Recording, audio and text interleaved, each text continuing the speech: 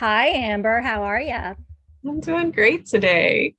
Well, I'm glad we're here today. We're going to have a conversation about adult ADHD together today, and I look forward to it. We've had a few conversations off camera, and this time we're recording and just having a conversation with the theme of being diagnosed as an adult with ADHD. Does that sound good to you, Jen?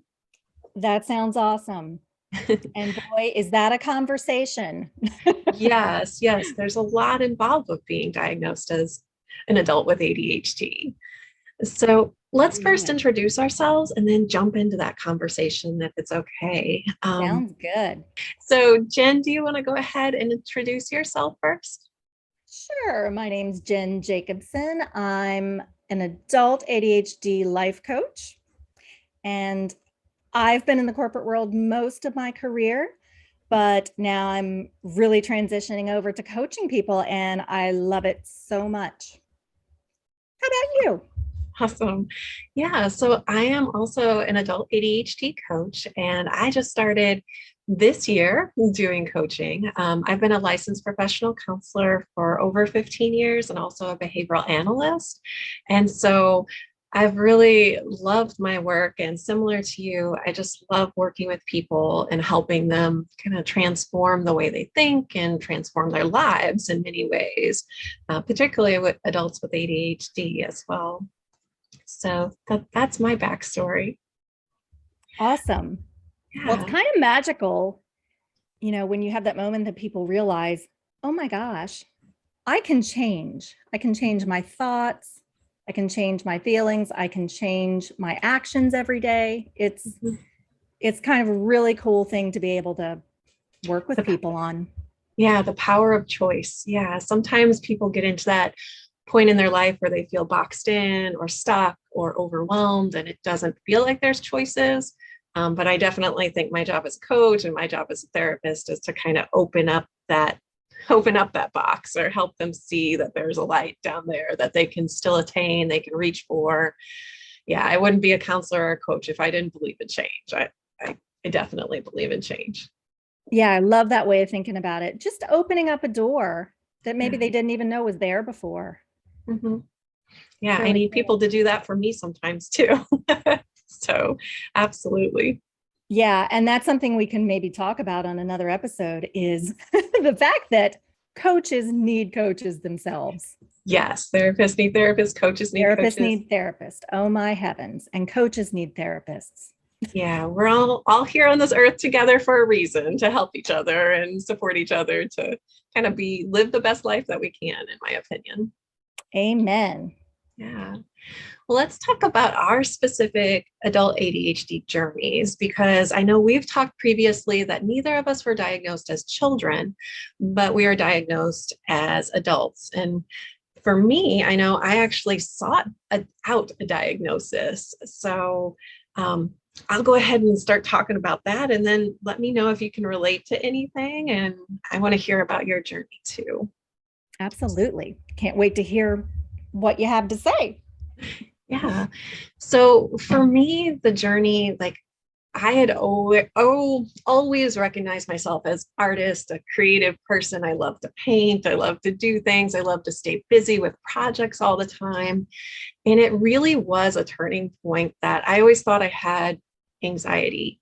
And I always thought that something else was wrong with me or something else that I couldn't pinpoint was going on because I was also very disorganized, bad with money at times. I had some difficulties just finishing things quickly and efficiently.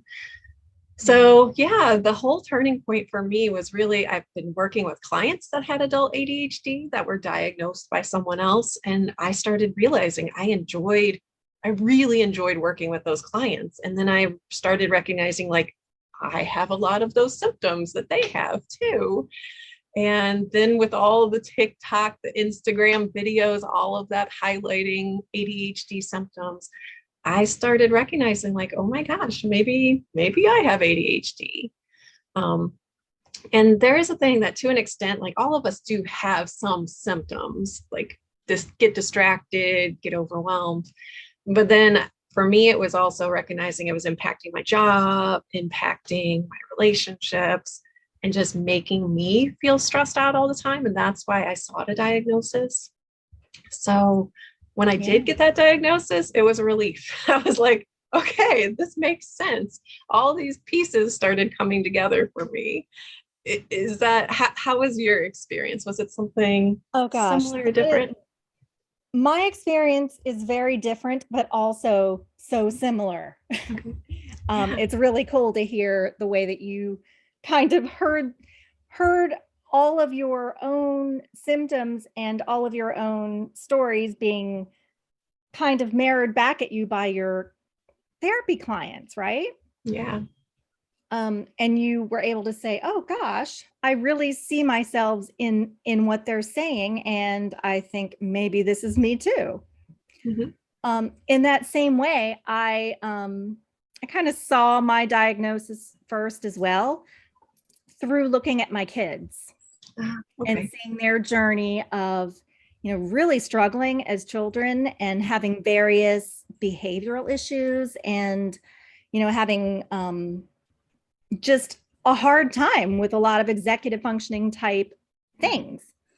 And so, the more we got into the process of getting them diagnosed, the more I started to think, wow, this could be me. And the more I learned about ADHD and learned about the genetic components and how it's passed down through generations, I started to, look at other family members and think, wow, I think this person almost certainly had undiagnosed ADHD as well. I've been secretly So, diagnosing family members too, but yes. And that's a slippery slope because you don't want to yeah, say, hey, I'm not here to I've got you diagnose. figured out. Yeah. um, so yeah, it was kind of like a light bulb moment for me to go, oh my gosh, this is it. Yeah. This is why I've been I've been it's been hard for me to finish things in my life. I've been very ambitious about starting things, but the finishing part has always been the struggle. Yes. Agreed. And whenever anything got hard, I would quit.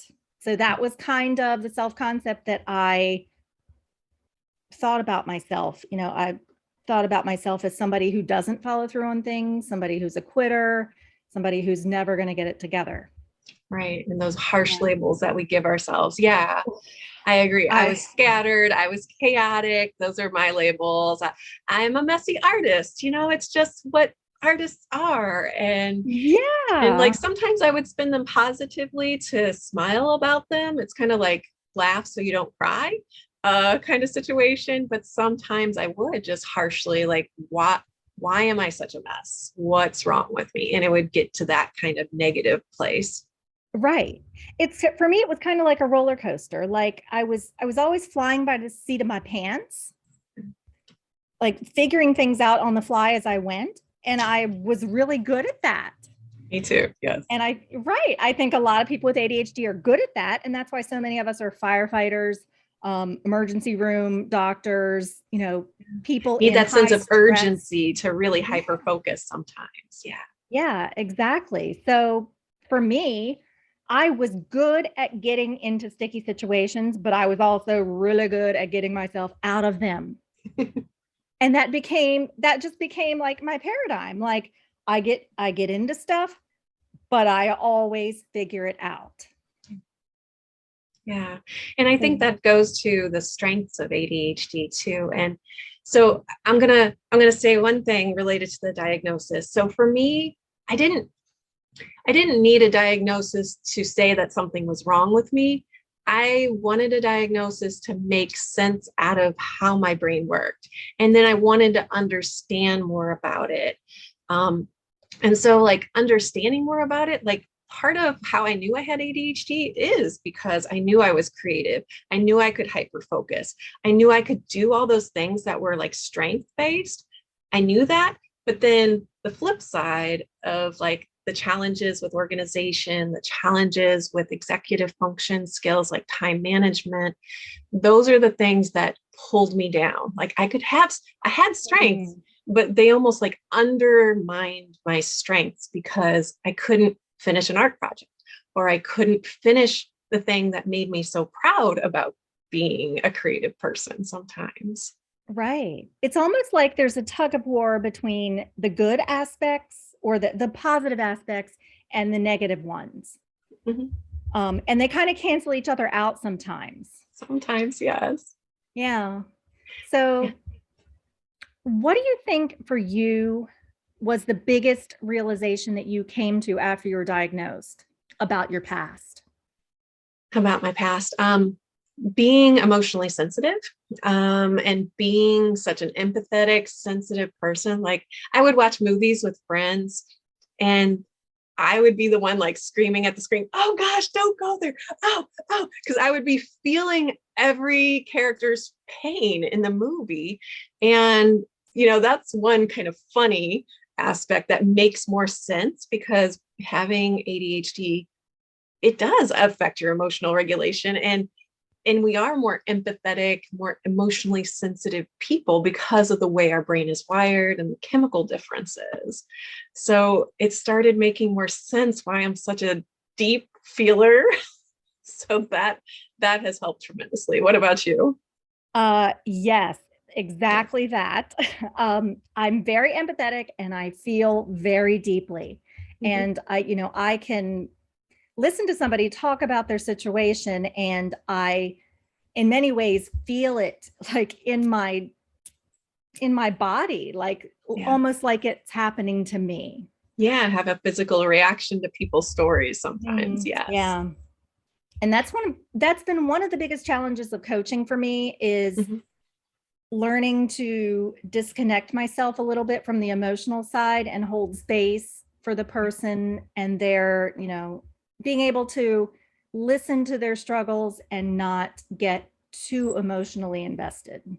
Yeah, absolutely. And going through the programs of coaching as well as counseling, I often hear the metaphor of like we hold a container. We help people contain their emotions in the session. The actual session itself is a container for those emotions. But then after the sessions, we have to empty out the container and let go, put the container on a shelf for later. Because, yeah, if we carry those emotions of other people's emotions on Mm, top of our emotions, it can really lead to burnout and stress quite a bit because we're so emotionally sensitive. absolutely. And I love that way of thinking about it. The Yeah. container. Yeah. It's, yes, I'm going to use that. Use it, steal it, it's yours. um, the other thing, too, that a lot of people, originally, I've been to therapy a lot in my life as a therapist. I value that process. And so, like, I've in the past gotten diagnosed with anxiety.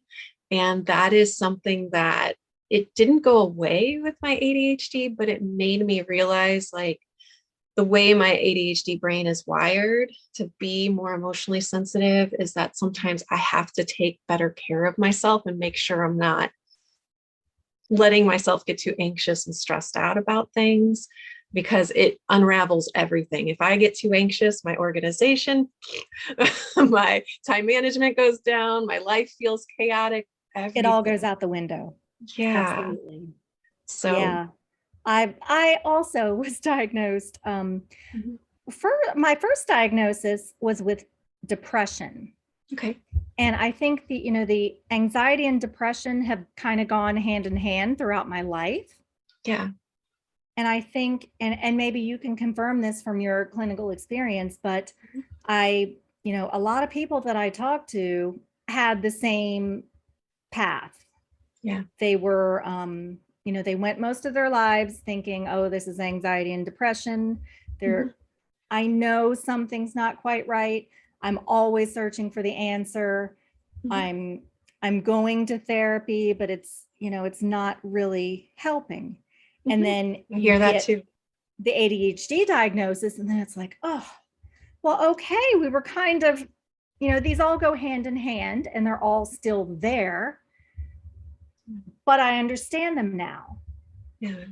And it's almost like it gives you, it helps you organize your thoughts about yourself better once you realize, and it's not just the diagnosis that does this. It takes reading and learning about ADHD and how it affects the executive functioning skills and this. So like the diagnosis itself isn't magical in that way, but it's learning how it affects our brain and understanding how ADHD affects our brain. That is what really became the magical part for me. And like you were saying, Jen, so I hear this a lot with women or people who don't have the hyperactive type of ADHD, people who might have the combined or the inattentive type of ADHD. Those people often, and in the past, I think it's becoming more recognized now, thankfully, but in the past, people with inattentive ADHD have been looked over because they weren't fidgeting and sitting still and being overly talkative, those kind of really behavioral red flags seen in a classroom or in a work setting. Absolutely. I was a really quiet kid. I was labeled as shy, which is shocking to people that know me now. I was somebody that was shy and didn't talk much. And I was also labeled as gifted and talented, which I think is both a blessing and a curse. Because once you get that label in school, then you feel like you have to live up to it for the rest of your life. And if you don't, then you failed. Yeah, and being labeled as gifted and talented, like that, absolutely, it to me, that also relates to the fact that like people with ADHD can be super intelligent and super smart because we can like look at the world differently and understand differently. But yeah, the work that goes along with being in advanced classes or being labeled as intelligent, a lot of times what I hear is that people, and this is my own personal experience too, have to work 10 times harder to keep up that front, or to continue to prove to people that I still am intelligent, but it feels like you're struggling behind the scenes so much. Absolutely. There's so much masking involved. Yes. I was really great at high school because for me it was easy. I didn't have to study. I don't remember studying at all in high school. I just kind of coasted through. And this was in the 1980s. I was in a small town, so I don't want to minimize the challenge of high school and make it sound like I'm just so brilliant that I didn't have to study. But I was able to coast through without much effort. But then when I got to college, oh my heavens, I realized that the lack of executive functioning skills, the lack of study skills, all of that made it extremely difficult. Agreed. Absolutely. Yeah. I feel like I first learned about time management as a college student. Like that concept was completely foreign. And once I learned about it, I was like, what? People actually do this? They use schedules and like, how do you, they manage their time and like break things down into small pieces? What? Everybody, I thought everybody stayed up the night before a paper was due. That's when I work the best. So, 3 a.m. before it's due. Yeah. You write it. It's probably not your best work, but it gets done. Yeah. And it was shocking to me that people like I had a friend, I remember going to her house and she pulled open a drawer and put a receipt in there and had it clipped in. And then I was like, what are you doing? And she's like, oh, no. And then she wrote it down in her bank ledger thing about like how much she spent that day. And I was like, what are you doing? Like, it was such a foreign, like financial organization was such a foreign concept to me. And makes me feel so good to hear this. I mean, I'm sorry that you struggled, but no, I was just baffled that other people out there in the world were that organized. And like, I love that friend to pieces. And I thought she was just like me, but she was way more organized than me. Yes. My mom was like that. She was very neurotypical, very regimented about her, documenting her finances. She had all of these little books where she would write every transaction, balance her checkbook every day. And when I got out into the world, I was like, I'll just None of spend that is needed. I won't spend that much. Yeah. And I don't need to do that. I'm just going to keep track of it in my head. And then, when a check would bounce or, something bad happened, I'd be like, oh, okay, guess I need to go into crisis mode and fix this. Mm-hmm. Overdraft charges piled up in my college years, and I was not proud of that, but it happened. And I thought everybody did that. I thought every young adult did that, but apparently not. Yeah. Oh gosh, yes. So thank goodness for online banking these days. That just puts it right there for us in an organized way, and we can check in with it. Yes. And Yes. I've gotten so much better at, being accountable for my actions and keeping up with things like that. But the struggle was real for many, many years. Mm-hmm. And I feel like if I were to add up how much money I spent in like fees, in all of the things, the ADHD tax is a real thing. Yeah, the ADHD tax. I haven't heard about that before this year, but it makes complete sense. And that tax is like all the extra money from like the late fees, from being impulsive and spending money. And also I've heard people say ADHD tax as in reference of like years lost in their life because they were struggling so much and they didn't realize that they had ADHD. So that is also considered a tax. Is that what you understand too? Yeah, I think you could look at it both ways, definitely. Yeah. Like the time and the life that you lost. Mm-hmm. I think for me, that was the biggest thing after my diagnosis. There was a definite mourning period or grieving period. Yeah. For I had this awareness and this knowledge now. And, my brain wanted to go back to, gosh, what if you'd been diagnosed at age 18? How would your life have been different? Yeah. Mm-hmm. So I had to have quite a bit of therapy to really, wrap my brain around that. Mm-hmm. And yeah, I didn't mention that grief when I talked, but absolutely there is. I would say that's a common experience amongst a lot of the adults with ADHD that I've talked to. Excuse me. But it is like either anger, mourning. It's almost like grief. Like, yeah, once you realize that, you have this diagnosis, that this is what this brain difference is something occurring in your mind, you kind of grieve the fact that, oh, okay, I've been trying all my life to be like that. And I just have to accept how I am now. Like, and right. And thinking I had a lot of thoughts like, wow, I really could have finished my degree in 4 years. I could have been so much further along in my career. All of these missed opportunities. Yeah, I would have taken classes on executive functions if they were available. And exactly.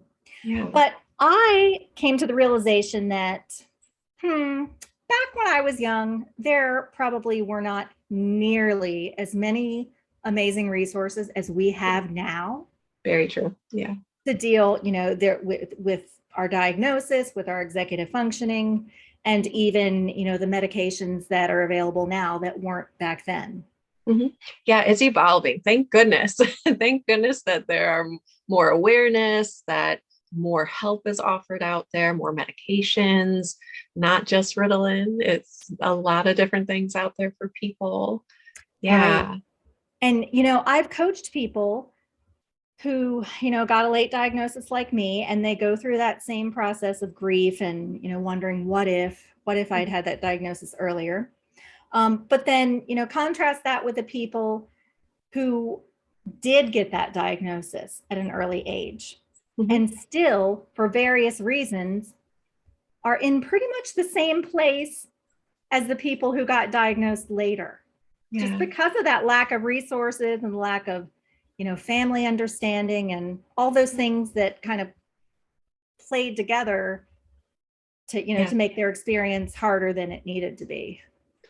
Yeah. And I feel like that's kind of one of our roles as coaches is to kind of bust through that stigma that still exists. So there's a lot more awareness on TikTok, on Instagram, in the world about ADHD, but there still is stigma. Like, there still are people who are like, just focus, just slow down. You can do it. Just try harder. What's wrong with you?